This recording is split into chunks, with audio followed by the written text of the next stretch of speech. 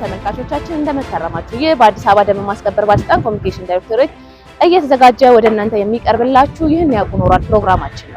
በዛሬው ፕሮግራማችን የአዲስ አበባ ከተማ ደንብ ማስከበር ባለስልጣን በከተማ አስተዳደሩ ከተሰጡት ስልጣንና ኃላፊነቶች በተጨማሪ በከተማ አስተዳደሩ የለሙትን የወንዝ ዳር ልማቶች እንዲሁም ደግሞ የኮሪደር ልማቶችን በመጠበቅ ላይ ይገኛል። በዛሬው ፕሮግራማችንም በአራዳ ፓርክ የሚገኙትን የአዲስ አበባ ደንብ ማስከበር ኦፊሰሮች ውሎ የምናስቃኛችሁ ይሆናል። አብራችሁን ቆዩ።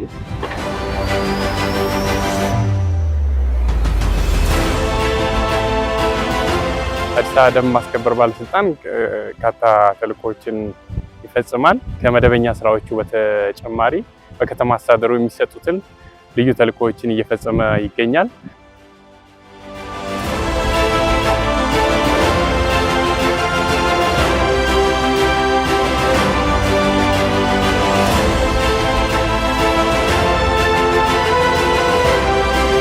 እዚህ አራዳ ፓርክ ላይ እንግዲህ ባለፈው በክብር ጠቅላይ ሚኒስትራችን ተመርቆ የአራዳ ፓርክ ሙሉ እንደምታየው በርከት ያለ ሰፊ ቦታ ነው ተመርቆ ለህዝብ አገልግሎት ክፍት ሆኖ አገልግሎት እየሰጠ ነው ያለው። ይህን አገልግሎት እንግዲህ ህዝቡ በተገቢው መንገድ ተጠቃሚ እንዲሆን የአዲስ አበባ ደንብ ማስከበር ባለስልጣን ደግሞ እዚህ ውስጥ ያሉ በርካታ የእግረኛ መንገዶች አሉ፣ የተሽከርካሪ አሉ፣ የሳይክል መንገዶች አሉ፣ ሌላ ደግሞ የተዋቡ ቦታዎች አሉ።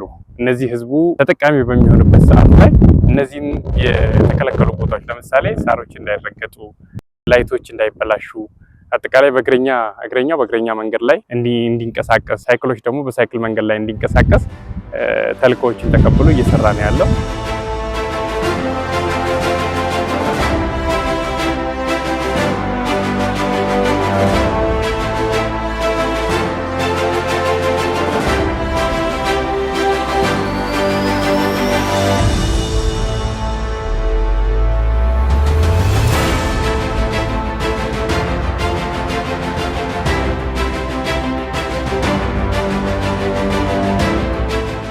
አስተዳደሩ በነፃ ህብረተሰቡ የመጣላቸውን ይዞ ከቤተሰቦቹ ጋር ከጓደኞቹ ጋር ቦታዎችን እየጎበኘ እየተዝናና ያለበት ሁኔታ ስላለ እነዚህ አገልግሎት በሚወስድበት ሰዓት ላይ ደግሞ በሚፈለገው መንገድ ላይ እየተንቀሳቀሰ የሚፈለገውን ነገር እንዲያገኝ ያንን ነገር እያደረገ ነው ያለው ማለት ነው። የደንብ ማስከበር በሁለት ሽፍት ነው እየሰራ ያለው።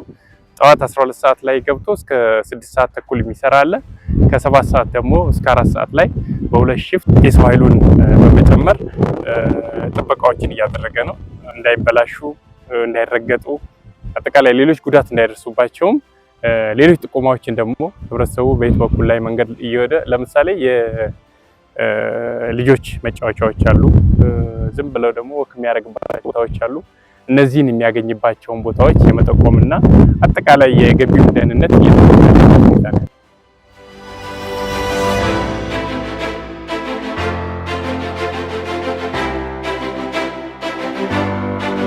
በአራዳ ፓርክ የአዲስ አበባ ደንብ ማስከበር ኦፊሰሮች ውሎ ምን ይመስላል የሚለውን ከስምሪት አሰጣጣቸው ጀምሮ ምን አገልግሎት እየሰጡ ነው የሚለውን ያየንበት ፕሮግራም ይህን ይመስል ነበር። አብራችሁን ስለቆያችሁ እጅግ በጣም አድርጌ አመሰግናለሁ።